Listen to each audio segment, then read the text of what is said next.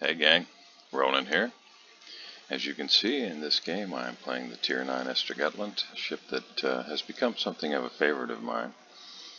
I thought I'd share this game, well, for a couple of reasons. One, it ended up being fairly close, and two, I think it does a good job of showing what I really like about this line of destroyers. You can see, if you haven't played the ship and are unfamiliar, it has speed boost. It has the ability to occasionally shoot down a plane, and it does have a heel. In addition to that, it has relatively fast-loading torpedoes that move at a blistering pace. Now, I do have the Holland and also the small one. In fact, at this point, I have all of the tech tree DDs unlocked and have most of them in my port. There's just, you can say, well, this doesn't have smoke, and that kind of cripples its ability to do anything. Well, if there's a CV in the game and it focuses you, yeah, I mean, you can, with defensive AA, you can shoot down some planes, but, let's just acknowledge the obvious. There really isn't much in the game that's going to, against same tier or higher tier aircraft carriers, be able to shoot down many planes. They're still going to be able to strike you, maybe twice, sometimes 3 times. So yes, let's put that on the table and leave it there and acknowledge it. But outside of that, these ships, they have a lot of tools. And in this game, you can see there is no CV. Now, what is there in the way of potential trouble for this ship? Well, you can see there's a Buffalo, an Alaska, and a Cleveland. So there's a fair amount of radar, and we're on an epicenter map here, which kind of forces everybody, unless you just want to give up cap control entirely, kind of forces everybody into the center. So if a radar cruiser pushes up close, hides behind an island, it just is essentially just there to provide radar coverage. You find yourself in trouble. Knowing that, I went ahead and moved in here anyway, because I can see I've got my own Cleveland and Alaska and a Belfast all pushing in.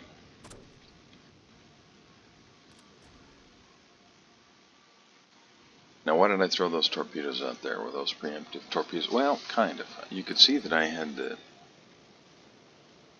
radio location indicator was pointed that direction. And you can see that that's the Fletcher there. So, that's what I threw them at. Now, I'm being radared. Alaska's out of range. My guess is Cleveland. And he is probably behind islands south of me and south of our Alaska and Kronstadt. So, well, it's a Buffalo.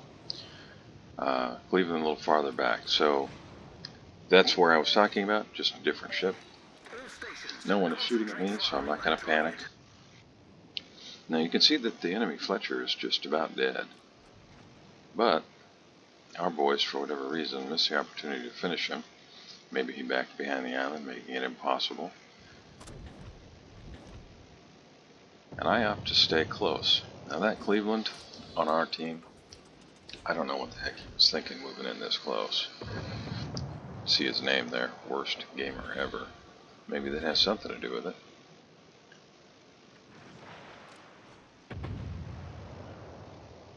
Of course, maybe that's ironic. Maybe he's a great player. I didn't check. Now I'm kind of wondering if I'm not going to be boxed in here. I've got Buffalo on one side, Alaska on the other, Cleveland south of me.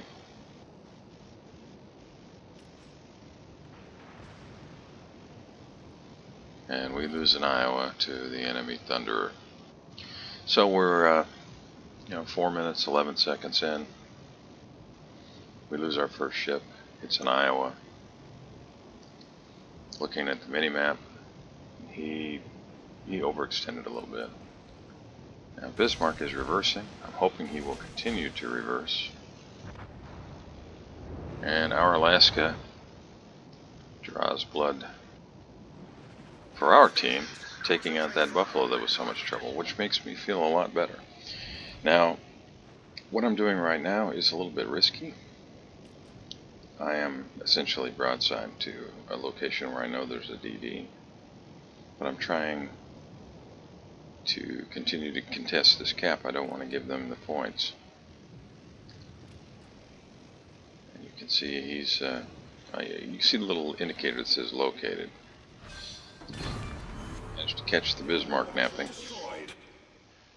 So, presumably that Fletcher is the ship with the radio location. So he knows that I'm here, or knows a ship is here. He's probably guessed that it's the only DD on this team. I'm watching the range from the Alaska. I don't want to get within 10 if I can help it. If I do, I'm going to have to contend with, I'm sure, some incoming fire, probably from multiple ships. I really debated about backing up here like this, but I wanted to try, if possible, to get an angle on that Musashi, depending upon where he ends up going. But again, it's risky sitting out here broadside like this. Part of the reason I'm positioned the way that I am is I want to be able to angle up fairly quickly, and you can see I do have ships south of me as well. And Ibuki is a huge threat for me.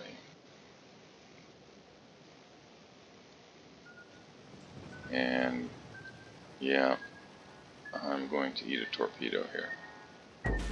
Okay, so I just lost what? 95% of my hit points? Yeah, I did. But this ship has torpedoes. It has defensive AA, but it also has a heal, or 3. So I'm just going to make use of that. Our Alaska takes out the enemy Cleveland. He's really pulling his weight down there. Concentrate fire on that enemy warship. And I'm still trying to contest this cap. Although you can see I'm moving away from Amalfi, and I'm moving out of an easy torp lane, you know, for that Fletcher. Now Fletcher and I are both in roughly the same shape in terms of remaining hit points, and I'm going to have to play a lot more conservatively and careful here. There's Fletcher again, and our Yamato takes out their Amalfi.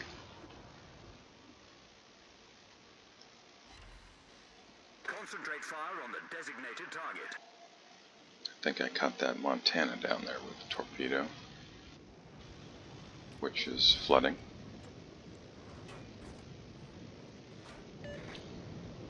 Now, if I were that Fletcher, I would smoke and then reverse. So I'm going to put some torps back in the back there, or as far back as I can. And I've got to keep in mind that he's probably aware of more or less where I'm at. So I'm going to angle up to create the narrowest possible profile.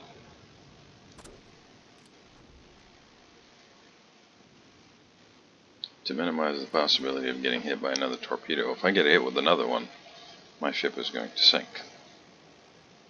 And it does look like it was Montana that I put that torpedo into. Okay, so Fletcher has reversed behind that island, and both of us are trying to do our job, contesting the cap.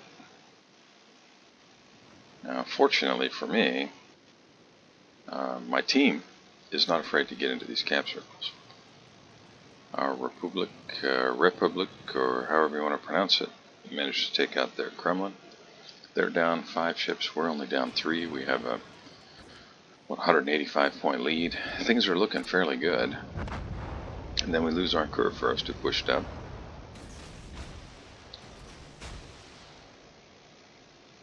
And our lead drops considerably. We also lose a rune. And just like that, it's a tie score, both teams having lost 5 ships. Now Minotaur on their team's taken some chances, so I'm going to just highlight that for my team. I'm sure They're probably aware, but on the off chance somebody's focused on something, I want to make sure they know, hey, Minotaur's on the move, he's in the open.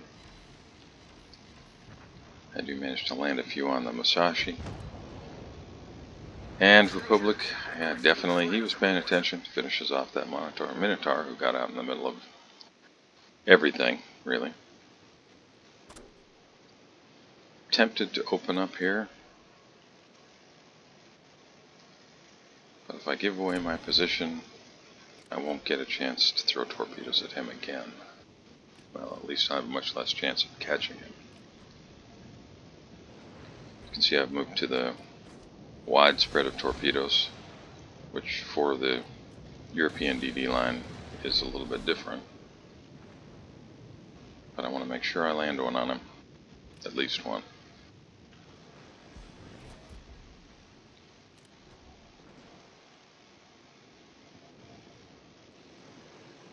Now we have our points lead back, and we are actually up by one ship. Now we're up by two ships, and it looks like with their Fletcher out of the way, well, no, I take that back.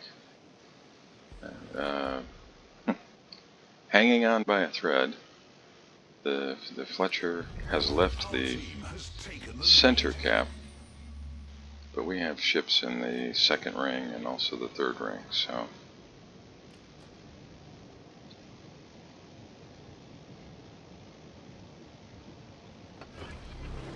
with Republic's help, I'm making a lot of progress here on this cap. But he goes down, he pushed in between Thunder and Montana. He just wasn't able to hold up, but he had a good game. And we are still in a pretty good position to win. We're up by over 200 points. We've got 5 ships to their 4. You can see my comment there, no need to push, just cap and make them come to you. Our Kronstadt finishes off Ibuki, and now it's 5 ships to 3. I can see on the radio location indicator that it looks like Fletcher's dead ahead of me. Kronstadt has radared apparently because I can see the Fletcher. So I'm going to move in order to try to get guns on the Fletcher in case somebody doesn't get him before I can get there. I saved a set because I want to be able to use them against Montana or against the Thunderer if he has changed course considerably. Now, this looks like a win, but it is far from over. Both their Montana and their Thunderer still have a lot of hit points, and their Fletcher still has torpedoes, still has the ability to stay out of sight and do massive damage to whatever it hits. Pardon me, whatever it hits with its torpedoes. I did manage to land a couple there on Thunderer, and that should be all she wrote for Fletcher. That's going to change the complexion of the game quite a bit. We destroyed their destroyer. Forces the enemy team into having to take desperate measures. Now, what have I done this game? Well, you can look and say, well, I've done 106,000 damage, and that's, certainly nothing to get excited about. I'm not, particularly proud of having done that amount of damage. But what I am proud of is that I was able to stay center, try and contest this cap, keep the enemy team from accumulating points via the cap circles for as long as possible, and live, despite the fact that there were 3 enemy radar ships and a Fletcher. You can see that they're pushing, and they've decided, I think, that they're going to focus this Kronstadt, but maybe the Thunderer might try and finish off Yoshino, but Yoshino looks like he's making use of the island to try and stay out of sight. And Montana's a nasty, nasty ship. That AP hits really hard. I know a lot of people talk about its day is done, etc., but what did he just fire? I think he did. He's trying to finish off Yamato. And he did. It was Thunderer.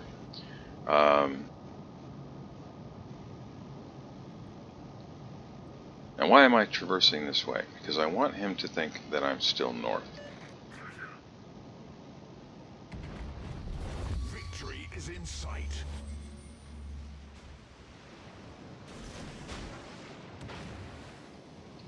I'm trying to stay undetected. You can see on the minimap, you can see my detection circle there.